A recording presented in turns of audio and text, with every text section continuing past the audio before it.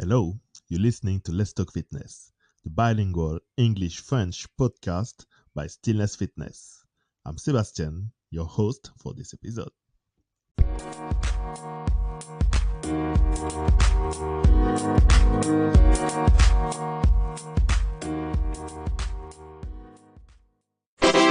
Hello, Majormouvement. Welcome to Let's Talk Fitness. First of all, thank you for being here with us today. Can you introduce yourself to the listeners? Hello. I'm very pleased to be here, and I'm a physiotherapist in France, and I'm also a manual teacher here in France. And I started Instagram and YouTube video about mobility and about how to improve and be able to be better with yourself 3 months ago.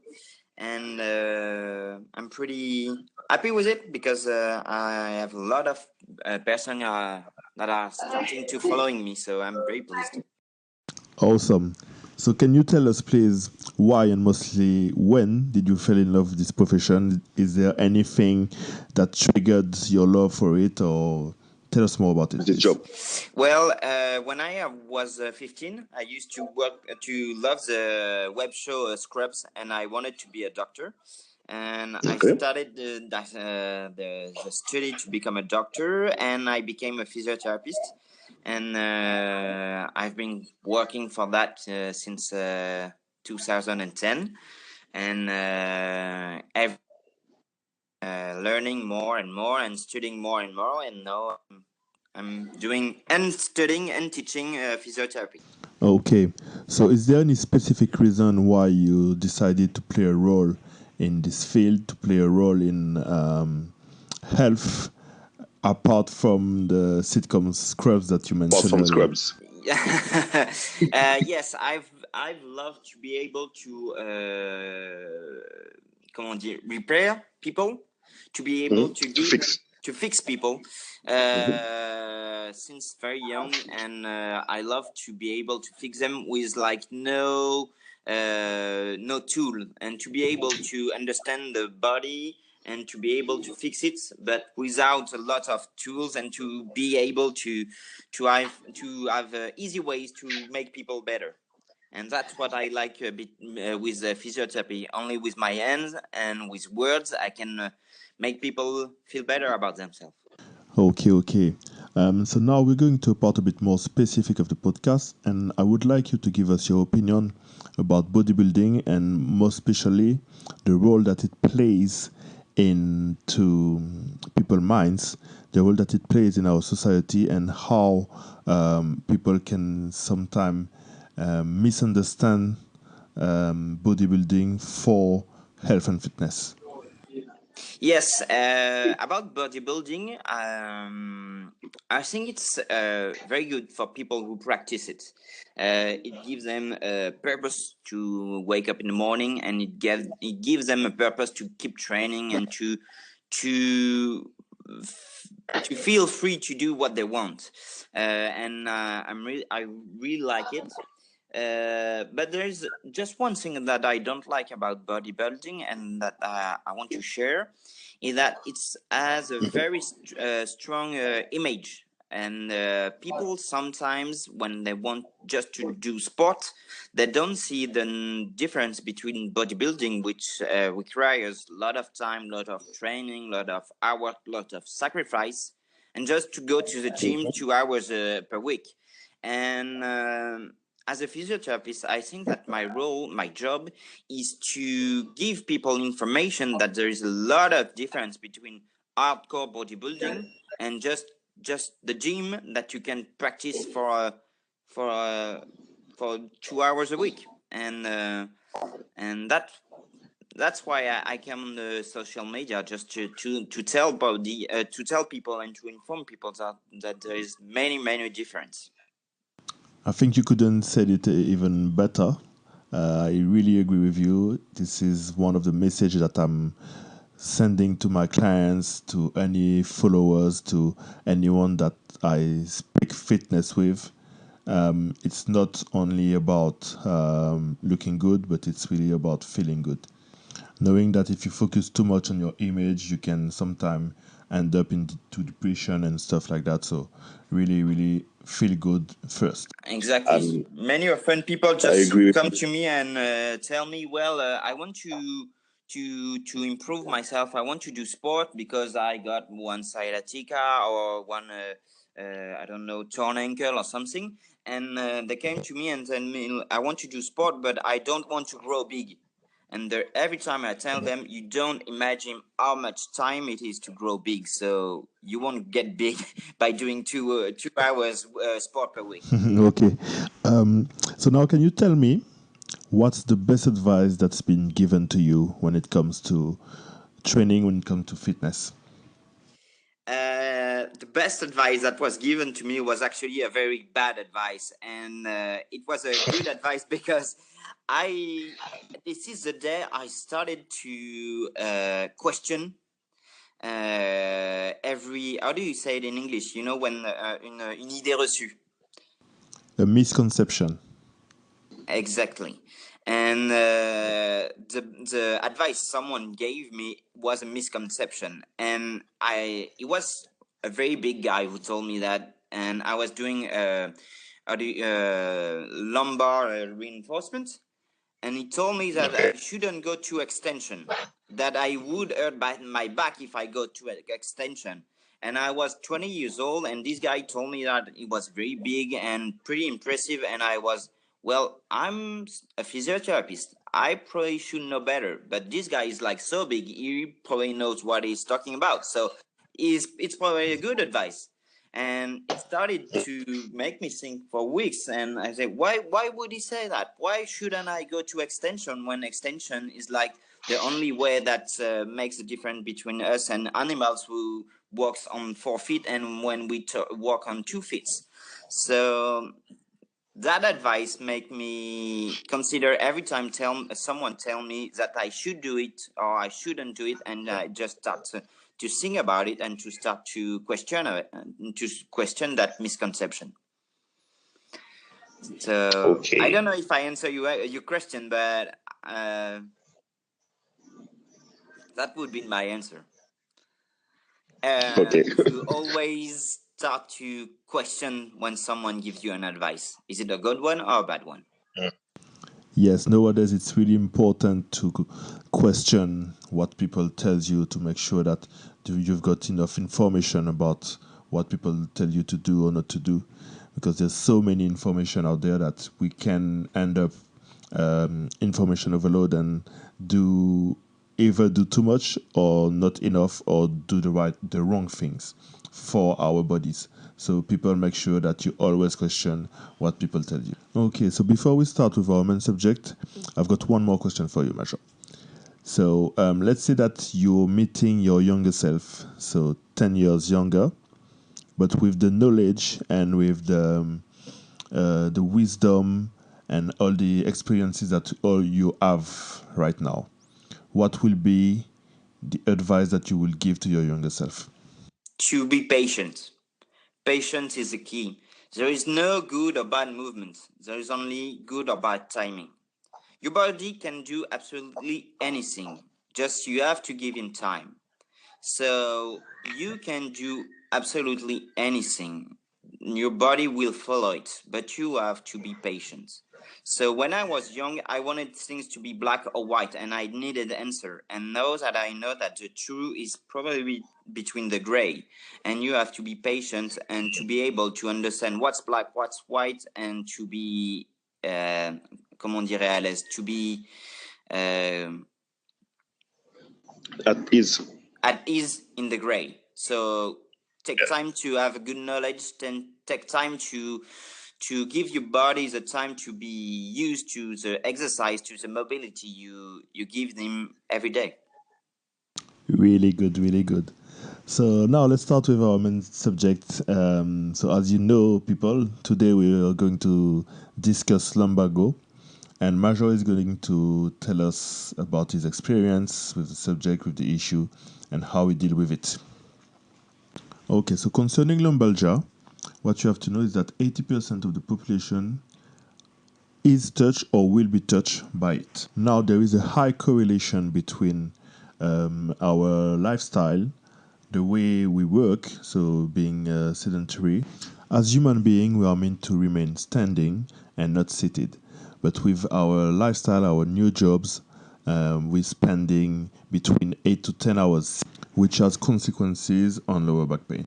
Now, these consequences have been evilized. And what I mean by that is that people will often tell you that the fact that you're spending a lot of time seated, you're going to end up back pain. And now we're realizing through science that what is actually evilizing the back pain is the message that us, health professionals, are sending to people. Earlier today, I was watching a video of personal trainer who claims that he specializes in health, and he was teaching people how to pick stuff from the ground. And his message was that our back is weak. Picking something from the ground is actually applying a lot of pressure on the back, especially on the. He's also saying that picking up things from the floor is applying a lot of pressure on the lower back, saying that our discs are fragile. And he's also saying that if we carry on like that, we're going to end up injuring ourselves.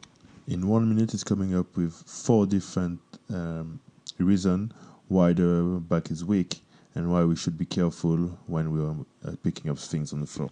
So now what's really interesting in recent studies is that scientists have shown that people suffering from lumbago, from back pain, most of the time, they are suffering from it because they lost their confidence, they lost their abilities and their capacities to feel their back and to move freely within their back. So they're stuck with these messages, misconception or ancient ideas that the back is weak and that we shouldn't do this or that we should be careful most of the time. Back in the day, we used to think that herniated disc was one of the main cause in back. However, we realized that when we take people to MRI and scanners, that the same amount of people who have lower back pain are suffering from herniated disc and vice versa. So the same amount of people who don't have herniated disc are suffering from back pain. So herniated disc is not actually main factor of back pain. You can have a herniated disc and don't suffer from back pain and vice versa. What we can say is that back pain has multiple origins, multiple causes. A herniated disc, just like a bad nutrition, a bad posture, stress, or sleeping in lack of sleep, can all be causes for back pain. But we shouldn't assume that there's only one thing which is responsible for back pain. And our main job as health specialists is to list all the different options, all the different possible causes of back pain, and then to assess them one by one. Then we want to diagnose, and in the case of herniated disc, tell the person if it's a bad one or if it's something that can easily be fixed. And if it's something that can easily be fixed, guide them towards the right treatment, the right movement that they should do to improve their health. Now, I want to clarify something regarding the herniated disc. So when is a herniated disc bad? If you've got motor deficiency around your foot, or when we have a big sensitive deficit. So motor means that you're trying to move your toe and your toe is not responding. This is an urgency, an emergency, and you have to go to A&E to get it double checked. As sometimes it can require surgery. If you only got pain in your glutes area, it's not considered as being an emergency. And if you've got a healthy lifestyle beside that, you should be fine soon. So we are evilizing back pain mostly because the pain is sometimes really hard, really bad, really intense, and also because of the side effect that it can have. most of the time people suffering from back pain are being off sick from work. They are being or they're being at work, but they are performing badly. Sometimes these people are really stressed. They want to give up on life. They want to give up on their work.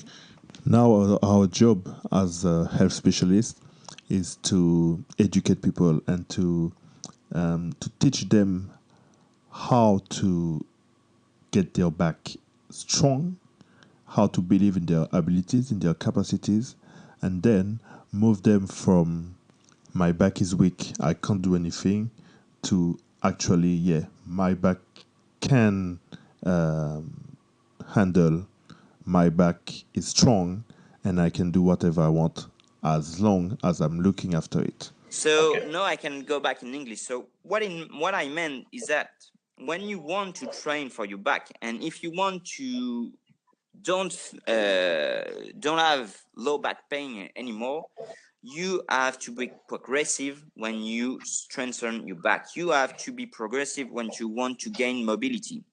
And that's why I wanted to, in introduction, to tell what advice I would give myself 10 years ago, sorry, is to be progressive.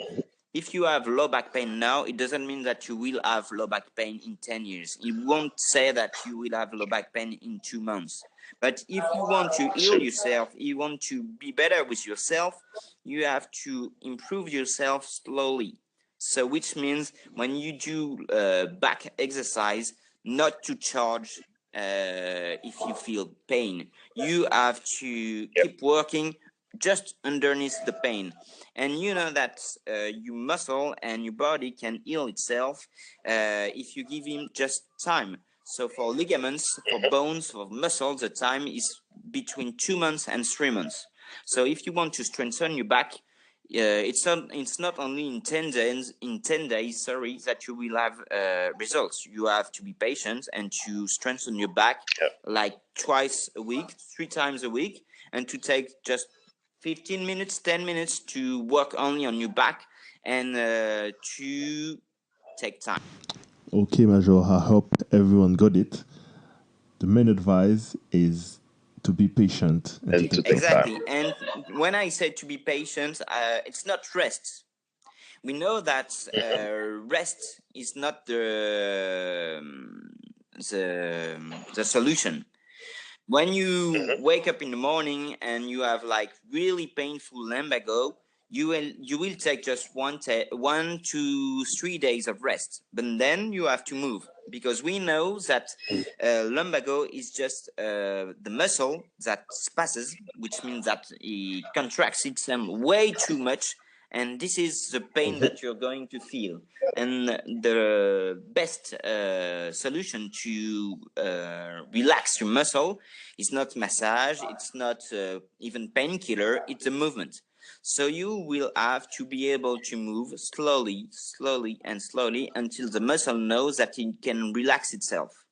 So, which is important is to understand that our body is a beautiful mechanics, and sometimes, like a computer, it can bug, and you will have to give him information that it can reboot itself, and that you will. But this rebooting can take some times. So the better you will know your body, the better you will question how it works, and the better you will start to look for answers and good answers, the better you will be able to reboot and to heal yourself. So just be patient, give yourself some movement, and if you have any question, be sure that your doctor or your physiotherapist will be glad to help you. Major, a big thank you for intervention and for this big lecture on lumbago and all this explanation. I hope that all the listeners took note, and I hope that those suffering from lumbago or any kind of back pain will apply the few recommendation and the few advice that you gave today. And I'm really happy to realize and to see that I'm on the right path, because since always I've tried to teach to my clients and to my followers and to anyone really that the back is not as weak as they believe it is, and that they can do a lot of things. A lot of things can be done with your back as long as you're being patient and as long as you're loading it in a good way. As long as you're understanding and you're listening to your body, you can do whatever you want. It's not because in the past you've been told that you shouldn't do this or that you couldn't do this that this is the truth. There's no right or wrong. There's just trials and errors. And if you surround yourself with the right people, you ask the question to the right people, to your physios, to your personal trainers, to anyone actually who studied the human body and who studied movement, you will realize that there's a lot of things that have been told to you in the past which are not really the truth and which are based on, I don't know, which are based on words of mouth. Yeah, let's say. Now, what we're telling you about today is based on science, based on data. So please, please, please, I urge you to do something about it. If you are suffering from back pain, go and talk to someone who's actually involved in the field and who can help you solve this problem. So don't forget that back is not weak, and this is actually one of the strongest parts of our body. It's a scare. Actually, it's because people are afraid that it's probably more reassurance to be, well, my back is not strong enough or my back is too weak, so I can't do that, and it's just some kind of excuse. And actually, there is like only on the 80% that suffer from low back pain, only 1 to 5% that are really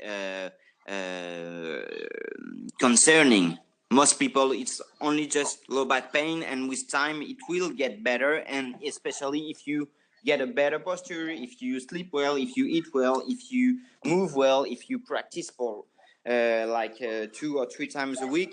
But just be patient and try to know that there is many different possible there is many reasons that you can improve yourself.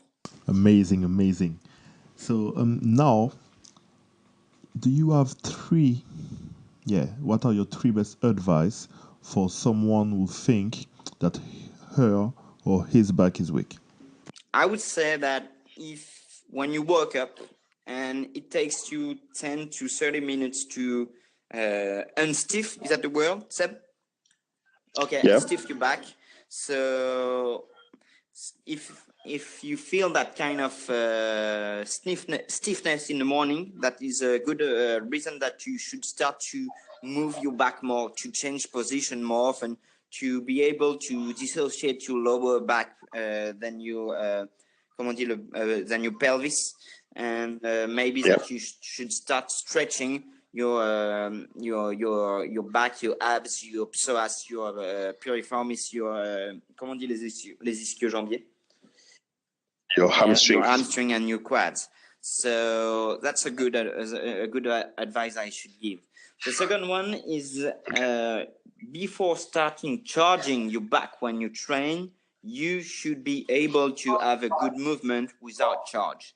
If you can do a deadlift with empty charge, or if you can squat with empty charge, don't charge it. Just keep working on your mobility, and every time you want to charge, work on your mobility first. That's the second advice I will give. And the third one I would give is to work on your mobility, like on to be aware of your mobility on every second of your life. When you wash your dishes, when you take closet from your dishwasher, when you I know it's not the word, but people will understand. When you all your babies, when you tie your shoes, you have to be aware of your back and in which position it is. And this awareness will make you have a better possibilities to make yourself better in your posture, in your own posture. Just to be aware of all of them. All right, thank you. So, do you have anything to add, Major? No, you guys in English, you are pretty lucky because you have tons of guys who are doing a lot of good work on the social media, and Seb is one of them. So I give you a good advice to keep following him because he is a good guy, and I like the way he always questions the human mechanics. So keep following him. That would be my last advice for today. Thank you so much. So, Majormouvement, was a pleasure having you with us today. Me too, Seb. And excuse me for my French. I think you will have a bit of translation or adjustment to make. So I'm sorry for that. It was a first for me in English. No problem. You did well. You did well. So, everyone listening, I hope and I urge you to go and follow Majormouvement on Instagram.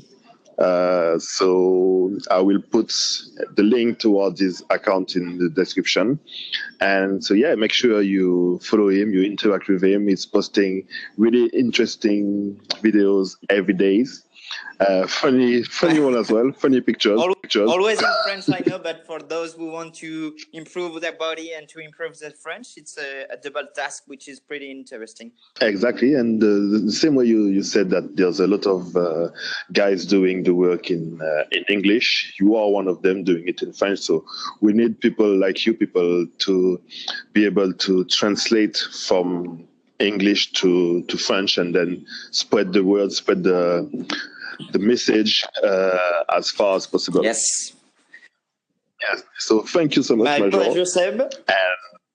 And I'll see you soon. Okay, no problem.